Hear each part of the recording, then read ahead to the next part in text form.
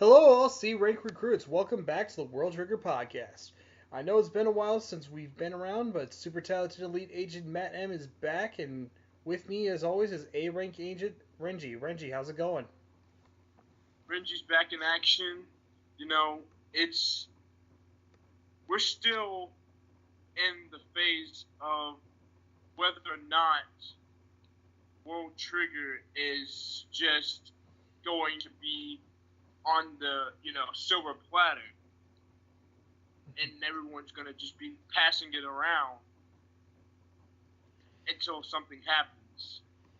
Yeah, and it didn't help that one of our previous episodes got hit with a copyright claim. I guess I'm not allowed to use clips anymore, so I guess we're going to have to go back to using stills unless we can figure out a way to record our handsome faces and put them on the stream.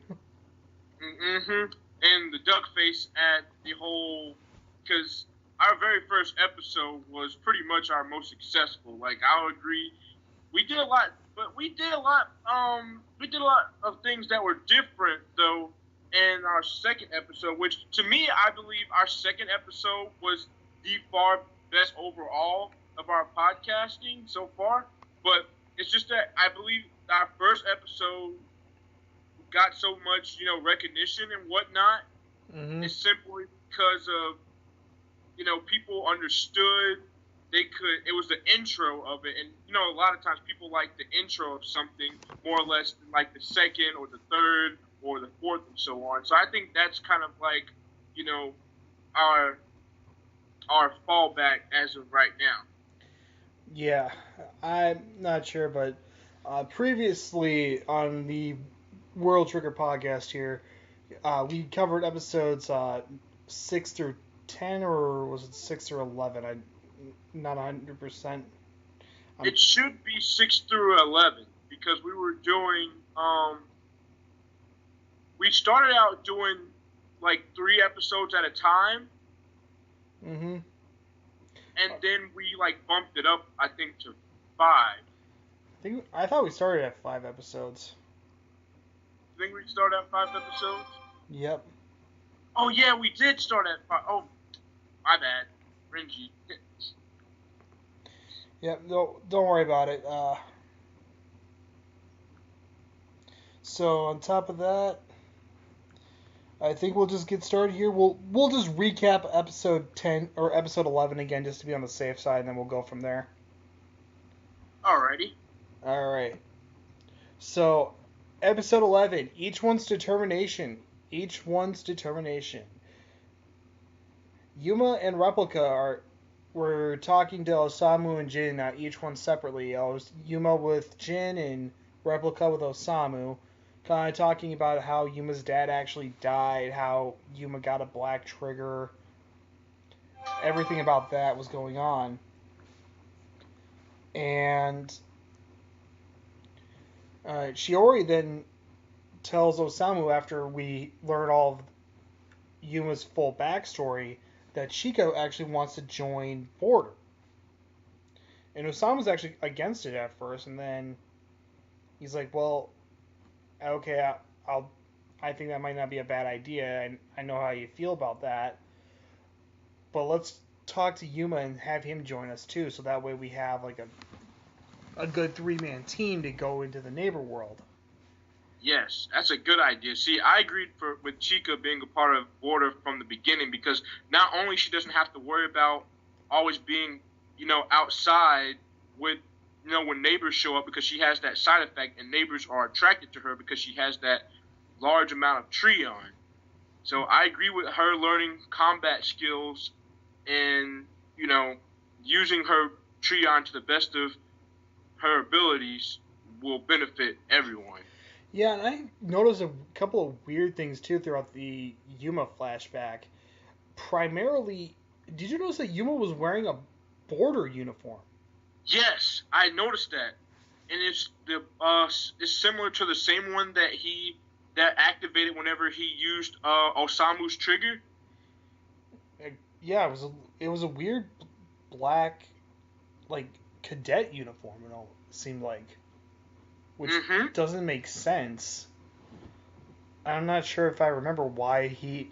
I mean, I know uh, Yuma's dad, or Yugo actually, I know he was friends with Border, and he was kind of like one of the big operating forces of Border, but I don't get how that would have worked out. Maybe he was trying to spread the word about Border in the neighborhood about how these guys aren't just pushovers and we're here for those who need help. Yes, I don't know. That struck me as odd.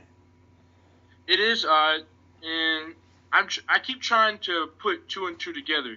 There's, for one, I think that it's either it's either that Yugo had like a group like that was Border where they were at before Border became an actual thing in Medan, Mm-hmm. or that Border they were using Border triggers.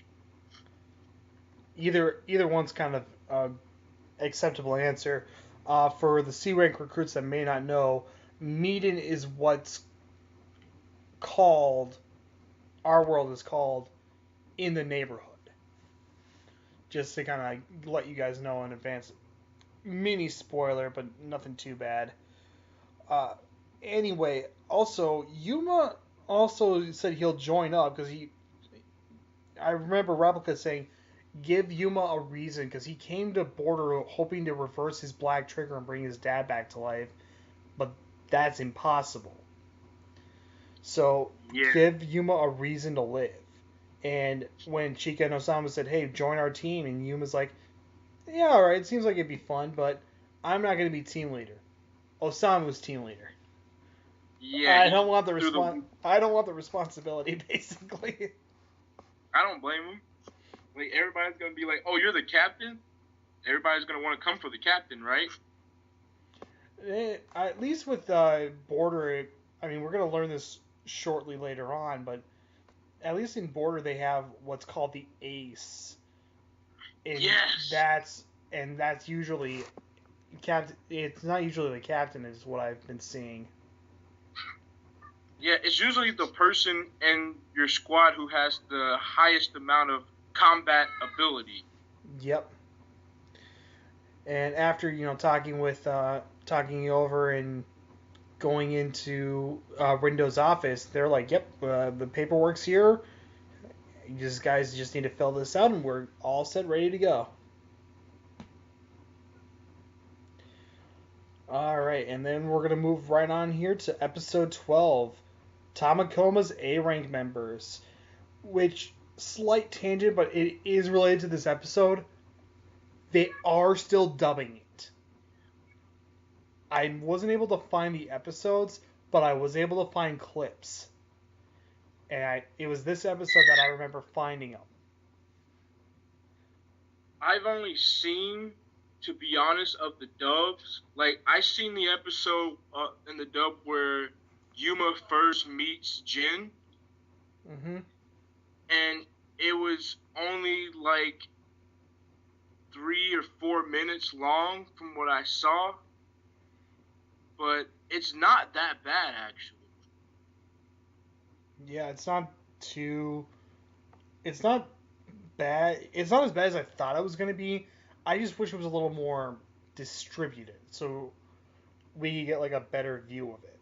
But it's Yes. on this one network that's like in certain areas of the states and everything. It's just doesn't make sense. But And it's not even on the website of the channel that it's on, which really bothers me. But World Trigger's kind of always got that underdog vibe, so we'll just continue on. But this is where we're introduced to kind of the different like positions in combat. We're introduced to kind of like what an operator is. We're introduced to sniper, trap master, which I honestly think should just be part of the sniper team yeah, or sniper class because it makes the most sense. Attacker, all rounder, gunner, shooter, all the I like different. all rounder. Yeah, all rounder seems to be like honestly would be the best. It's kind of like the jack of all trades, and while they're kind of learning this, we're introduced to Konami, uh, Karasuma, and Kizaki, and they're the A rank members, and these guys are like the creme de la creme of Tamakoma. They're the ones who are going to basically get the job done if there's ever an attack or something going on. It kind of surprised me. Like, whenever I first seen it, I didn't think that they were gonna be much simply because of the base that they live in. Mm-hmm. Yeah, it's not all that shabby. Yeah, they're the base. If we haven't mentioned it before, their base is literally like a storage building over the river that's running through town. And it's like very rundown looking, very personal house instead of, like a military complex. Exactly. That's what had startled me because I was like, wait, so this is the Tomakoma base? This doesn't look like. It kind of looks as if anyone could just show up and just take that place down if they wanted to. It's not guarded to me from the looks of it by anything, It and it doesn't seem to really hold a lot of border secrets. it doesn't. It really doesn't. And I wonder, because they are the branch that is friendly with neighbors, I wonder if this might just kind of be a bit of a petty thing from other branches saying, you guys can have the old building, that's fine, and we'll take the state of the art advanced one. We just have to have all the secrets, everything here. Man, that's a real low blow that for them to do that. And yeah, I see what you mean. They pretty much, because it's not really what the border stands for, Tomakoma, Mm-hmm. they pretty much have to like push them to the side and keep them on the wraps because you know how it is with the public. The public, as most people already know, that they really don't like neighbors. Yeah, it's fairly obvious from the get go that neighbors are not receptive or not really well received. But Jin is with them during this, kind of like helping explain how things work. Like we learn that C ranks are the newest members, B ranks are the ones above that, then A ranks are above them. They're the top of the top, and then we find out what's called S rank, which is a rank of border agents that have black triggers, which Jin is a member of because he has something called the Fujin, which is literally a black trigger that's kind of like a very big lightsaber for right now. That's all I can really describe it as. Yeah, I didn't even think that it would. To me, it didn't even look like it would be a sword. Like I thought it would be something like a staff. Yeah, it didn't. First impressions of it didn't. I mean, I've seen hilts and everything, so I thought maybe it might be a katana, but outside of that, I don't really know what I was thinking. But uh, we also find out the best of the best, the away team of Border has returned at the end of this episode, and they're going to be sent to go capture Yuma's Black Trigger, which is a ring, which in the previous episode basically described as not only Yuma's father, but his actual body is in there because he's basically in a Tryon body at this point. So he's on a time crunch to find out anything. So they're hoping to go into the neighborhood to figure out if there's a way to restore his body to normal. Whew, that's a lot to take in at one time. Yeah. Because I still, to this, like, I'm not sure how that. Are you sure how that works, Senpai? Like, how does the whole him being in a Treon body with a Trion body? Energy stacking, I'm not 100% sure. I'm guessing it has something to do with how his black trigger works, and basically maybe kind of lets it glitch the system. I'm not 100% sure on that. Yeah, I guess we'll probably have to discuss that whole theory another time. Yeah. Because it still bothers me how he's able to have a Trion body outside of his real body and still able to activate triggers with another Trion body. I'm just gonna say it's probably a principle of his black trigger that just kind of attempted to closely clone his body as close as possible.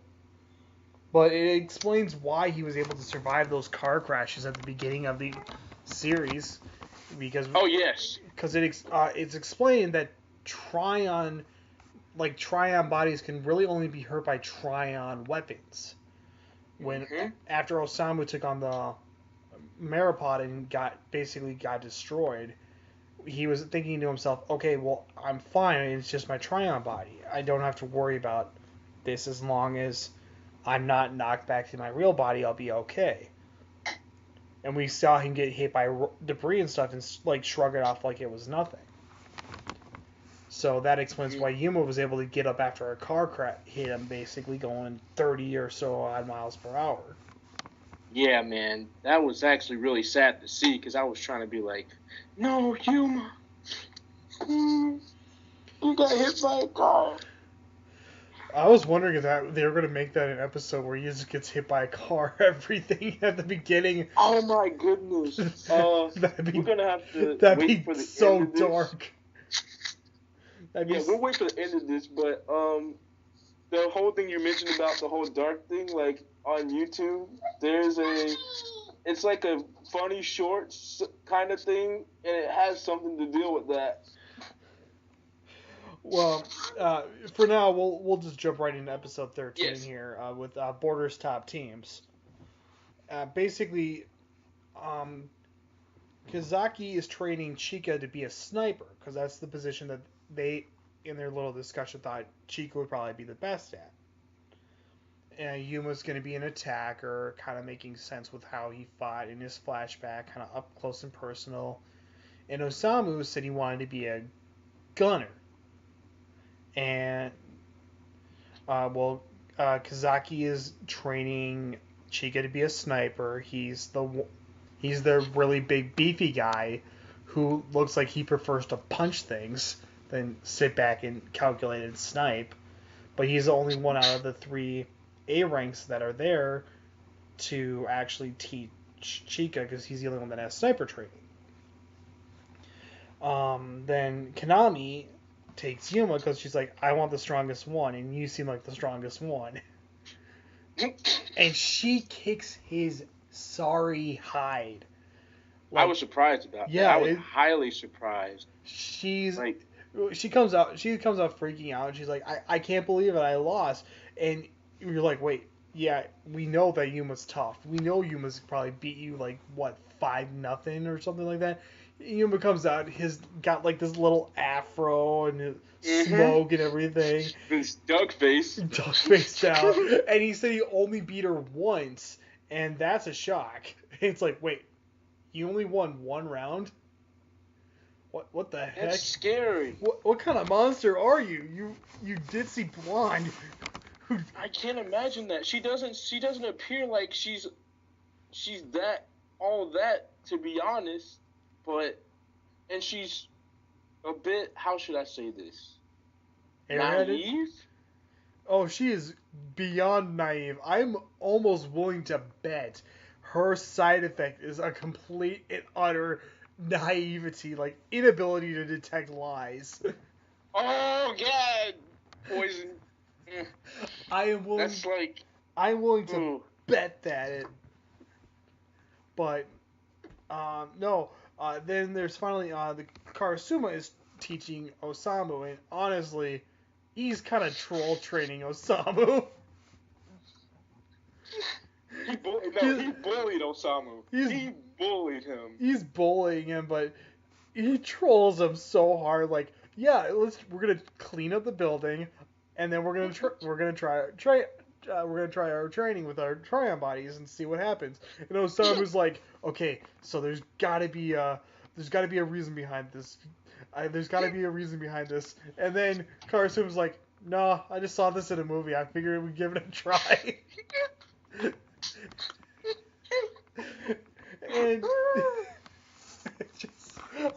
I couldn't help it. I'm like, I know the movie you're referencing too. It's Karate Kid. You bastard. We have the Karasuma to be. See, Karasuma is like, he's comedic relief in all this because he just knows. He just screws around, but he's the best. That guy is really cool. He's just like, I gotta go to my part-time job, so I'm just gonna like put as little effort into this beforehand as possible. And here, let me try this. Anyway, so after that, there's they kind of run around. They're explaining that they're training their physical bodies in an attempt to get better controls of their Tryon bodies. Because any motion you can do with your real body can get heightened with a Tryon body, and if you have better control of your real body, you have better control over your Tryon body. Which makes a lot of sense because they have to be able to adapt to different situations, especially since you know how they have everybody has like their natural Tryon gland as well. Mm-hmm. So I'm pretty sure that has a lot to deal with it. So training your physical will help out your Tryon.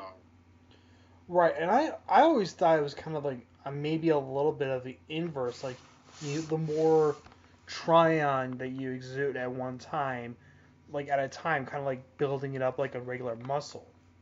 Like you say you have somebody shoot out a asteroid blast, which is a bunch of like small blasts at one time.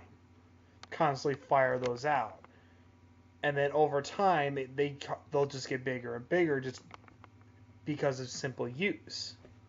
Kind of like how people gain muscle mass by repetitive motion. But I'm guessing I'm probably wrong about this. I hope that you're right about that because that would help a lot when it comes to people that don't possess as much as Tryon as someone that just starts out with a lot of Tryon. I know it helps out with the power scaling, as I would say. Mm-hmm. But meanwhile, as they're training, Kido is actually sending out his away team, who just came back in the last episode, to go retrieve Yuma's Black Trigger. And they're stopped by Jin.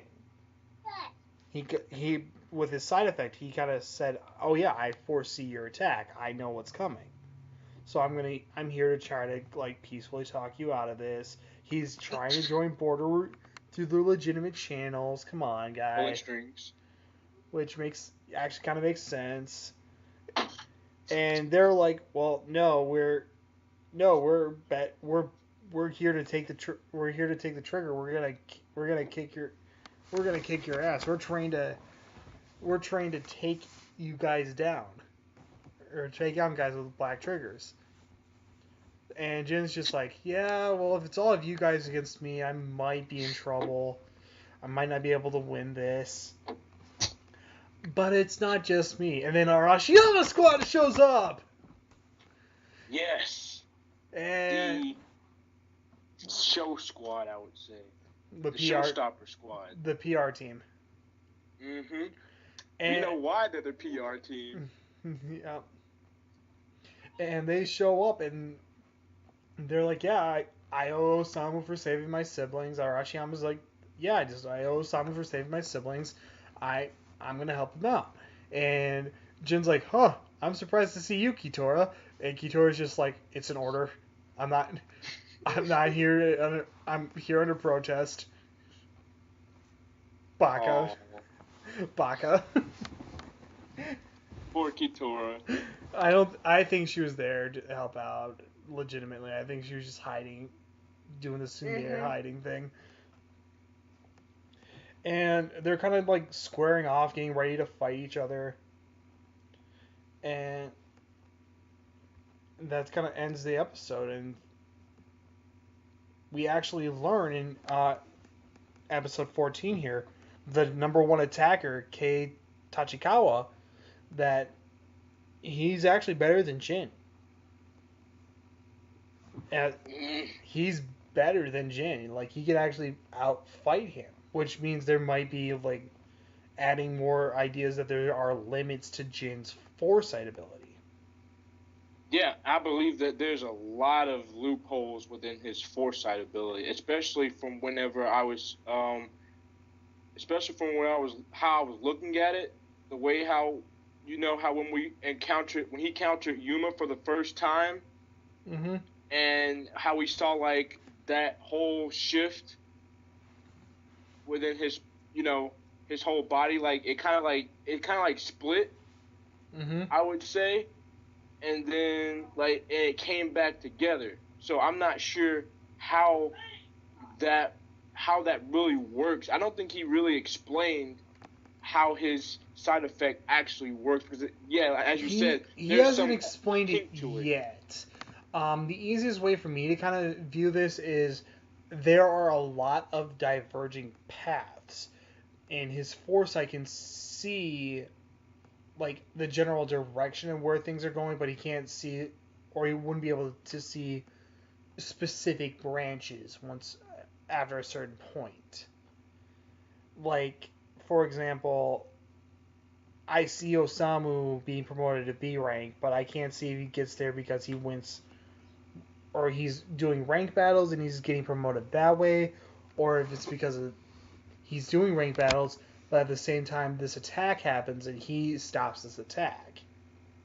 Yeah, like pretty much overall is you see the outcome, but you don't see how to get to that outcome. But what this episode actually does that I'm actually really happy is that Sasori is explaining to Yuma and Osamu the different types of triggers, and we see the triggers being used in the actual battle going on. Like, it intercuts between the two. And it's kind of cool. Like, we learn scorpions are kind of like the daggers, or the what type of sword? Like short swords. And yeah, it looks like one of those. It looks like one of those Nerf. Like whenever I was looking at it, it looks like one of those little Nerf balls that people used to throw that has the blades at the end of them, and they spin. Yeah, because they're the most like malleable ones. They're the ones that can kind of like be shaped in any size relatively easily. Then you got the Kogetsu, which is like a katana, which is like the popular thing, and it's helped that Tachikawa is the one who uses the Kogetsu the most. And he doesn't use not one; he uses two of them. Well, if Zoro was in the series, he used a third one. He put it in his mouth.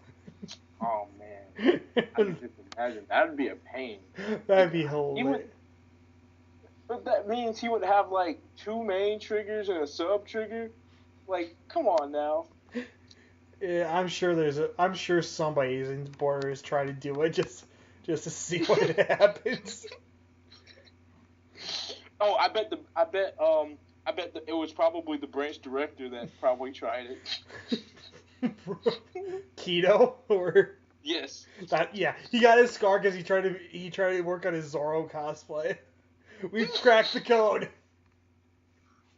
He's like, try this out, Tachikawa. Tachikawa's like, what is all?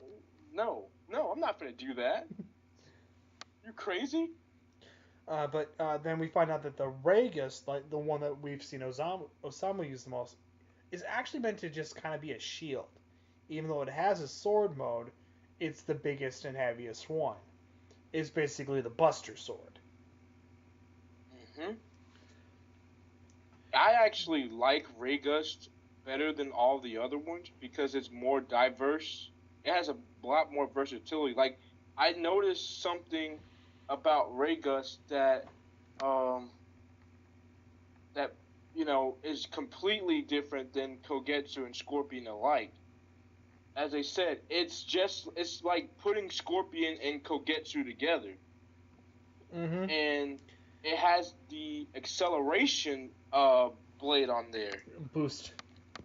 Yeah, Or and thruster. I'm thinking, yeah, and I'm thinking that it could also be like increase its attack power if you just thrust the blade faster instead of just how they say it's really heavy, instead of how you swing it, Mm-hmm. just use thruster to add in that extra boost of force would make it just as durable and strong as Kogetsu and Scorpion put together. Mm-hmm. So But yeah, then we also get the what is it? The asteroid explanation, the Hound, and the different types of. Well, no, we don't get full explanations of the different types of sniper rifles yet, do we? I don't. I believe we got some. We've got that. No, we have not. We have not gotten that far yet. Yeah, but we. I think we just kind of got like the. I think it was the lightning. That's just kind of like the most common one because it shoots the fastest. Right. It's a like more of a semi-automatic rifle than a sniper. So there's the snipers that are going up against Jin, and they're just like, I'm not taking shots because he can foresee it and he'll dodge it. They got Tachikawa's trying to go like one on one with Jin, and Jin's just kind of like he's like running in, just kind of like doing hit and run tactics, and he's not really like trying to like wipe them out. He's just trying to like he's just constantly cutting them like very very shallow cuts. And somebody on the attack team is just like, let's just ignore him and keep going. Uh-oh. Uh-oh. And Jin's just like, oh crap, they figured me out. So then he goes full out. Then he goes full force, and he goes, well, you figured me out. I guess I got to do this now. Here's Fujin at full force, which leads into episode 15, Black Trigger Fujin. As the fight keeps going on, we kind of learn a little more about like the gunner and shooter triggers. Kitora defeats the spear guy, but she ends up losing a foot in the process, which seems to be. That was a tricky fight. Yeah, and she uses a trick with like wires and somebody in an abandoned apartment or something, and a spear guy, he just goes, yeah, I can shrink my spear down in size, no big deal. Oh wait, crash! Oh crap! I'm caught in spear. I'm caught on all these wires. And Kitora's just like, yeah, I knocked you. I'm knocking you out of this fight. And he goes, yeah, well, I'm gonna take you out with me. He drops, like, throws her out of a building where the Yes, I was like, oh my goodness. It's just like, oh my god, this is so hardcore. I mean, I know they're all fun because of the bailout thing where they all just like return to base, but this is so brutal. They don't care. They don't give. They don't give two flying dimes about a thing. But after that, they're kind of going around. They're trying to take out the Miwa squad. Izumi and Toma are serving as bait. Oh no, Izumi and Toma are just kind of part of the other team, and they're trying to take them down.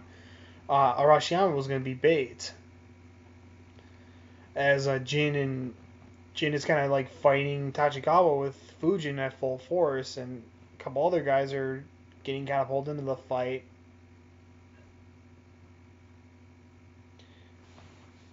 And shortly after that, we move on to the next episode. The future moves forward. And after Sasori finishes her explanation about the border triggers, Yuma is kind of like weighing his options about what he wants, and Jin and Ashiyama is basically finishing up with Jin doing this really cool thing. Fujin has this ability to cut through like any direction. He has all these ribbons, and he kind of like laid down a couple or slices earlier on, and kind of like jumped in this area where he could hide them in, and just unloads on the other guys that easily. Yeah, because Fujin is like Scorpion mixed with Kogetsu. Easiest way to explain it, yeah. And like after that, and we find out like a weakness of Jin's about his foresight. If he can't actually see it, he can get hit by it. Mm-hmm. Which is a key weakness. But he manages to take out the other guys easily, and they're just like, yeah, oh my god, I can't believe we did this. Meanwhile, Arashiyama's waiting for himself to get sniped by like the number one sniper in Border, and he's just like, yeah, I can't. Once she jumps out, I'm gonna snipe Kitora. I'm gonna snipe her. Where is she? Oh, I'm waiting for this. Come on, where is she? Well, she's climbing up the side of a building using Scorpion as a leg, and just decapitates him. Kitora was like, she ain't about that today. She said, it's going down. She does whatever it takes. She's like, take my Tryon peg leg sword, you son of a glitch. Hey, much props to her for doing that. Because I would, like, in my mind, like, whenever you're watching it and you're trying to see how everything is going to pan out, right there was the moment, like, was the, like, yeah.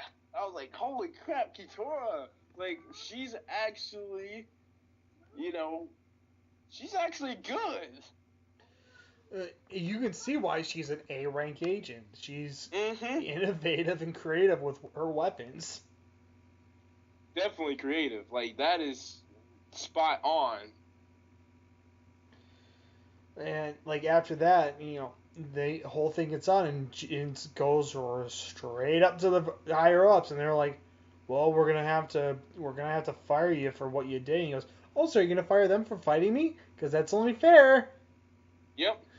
Oh, I love how they do that. Like, they just play off each other's power rankings, and it's like, what are you gonna do about it? Well, and Kito's like, well, I can reinstate them very easily. I need a better reason to lay off. And what are you willing to give up? What are you willing to give us to give up? And Jin's just like, here, take my black trigger. The thing I just used to kick all your guys' asses. Pause. We need to like slow it down just a bit. Whenever that happened, that moment freaked me out.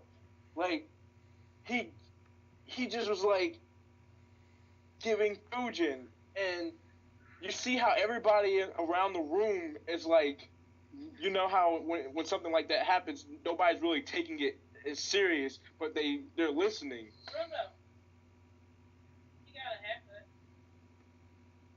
And as I was like watching that, it's like, Jin, really, man?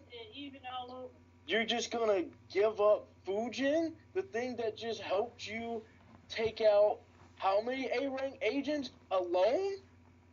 Well, they weren't all A-rank. There was a few B-ranks in there, too.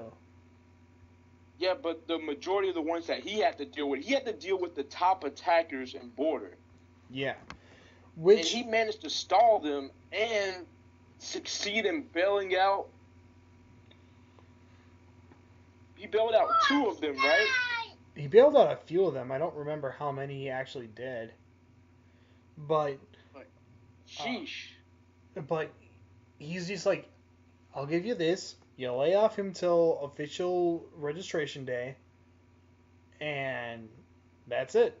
And like the guys there, they're just like, oh, wait a minute.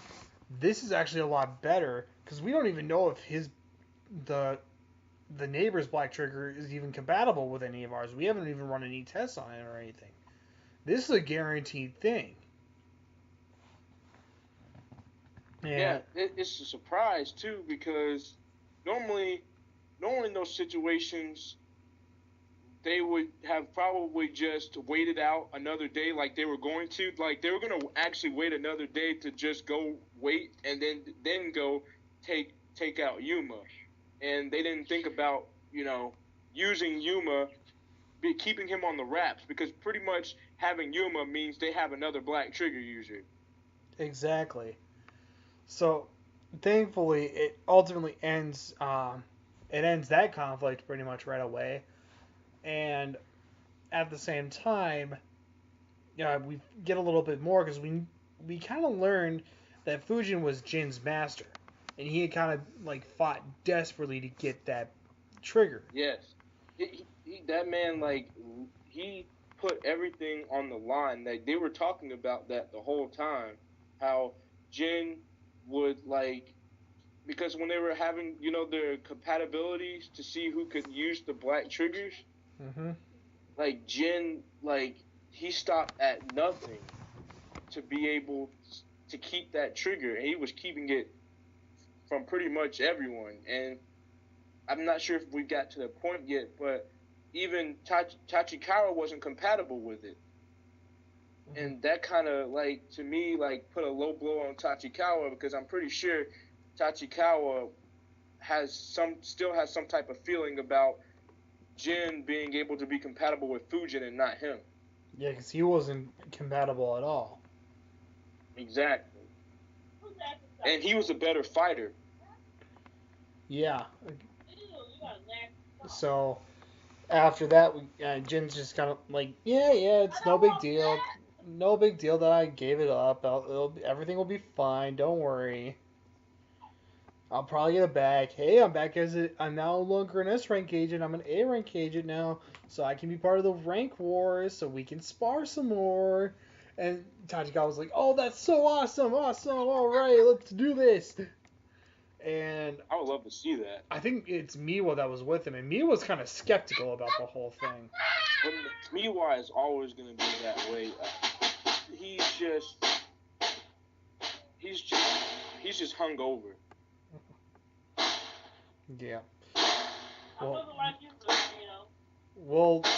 we'll try and wrap it up here in a little bit, but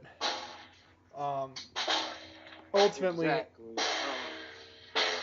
We're gonna most likely have to go over our theories and stuff a little bit towards the beginning next episode, so that we have more time to discuss. Yeah, unfortunately, but ultimately, I think it's going to be a very interesting next set of episodes because we're going to see Border's induction ceremony because we found out this is like a once a quarter thing.